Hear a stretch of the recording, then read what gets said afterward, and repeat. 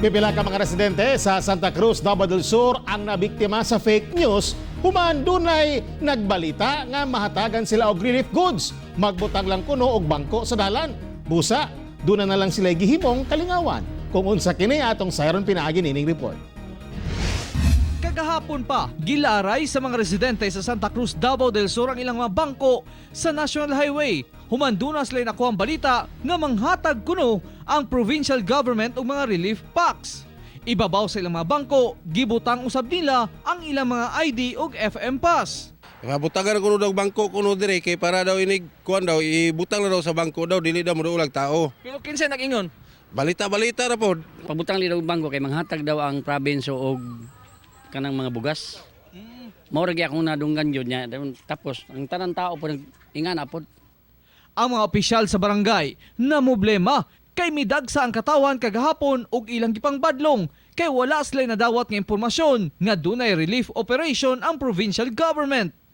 Dili kita basta-basta mutuo sa mga istorya, fake news, labi na sa Facebook nga naay mga ingana nga sitwasyon. Ang ato ang gobyerno, kung naamay mga tabang, moagi gyud na sa mga otoridad sama sa munisipyo, iagi ka sa ato ang mayor, iagi pod sa ato ang mga sa kapitan o sa mga kagawad. Gikumpirma usab sa provincial government nga wala sila kamanduan nga magbutang og bangko sa highway.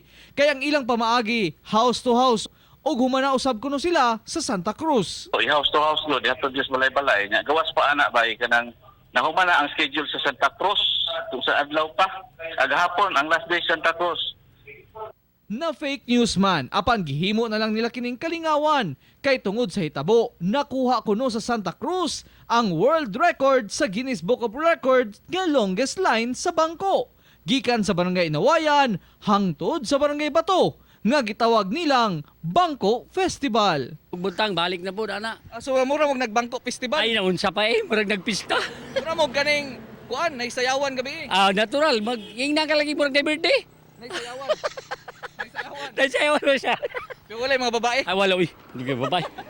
Nanawagan ang lokal nga panggamhanan nga dili basta mutuo sa mga balita nga dili gikan sa ilang buhatan. No, gihawhag nato nang hilig kayo maghimo og fake news no. Undangon nato na no kay dili gyud doon panahon sa pagtiaw-tiaw. Kay dili gyud tiaw tong problema karon sa COVID-19. Nya kung kalipay ninyo na nga makailad og mga iato kay suonan, palihog lang undangon nato na kay di na siya maayo nga binuhatan. Kung sa tanan po nato nga katawhan.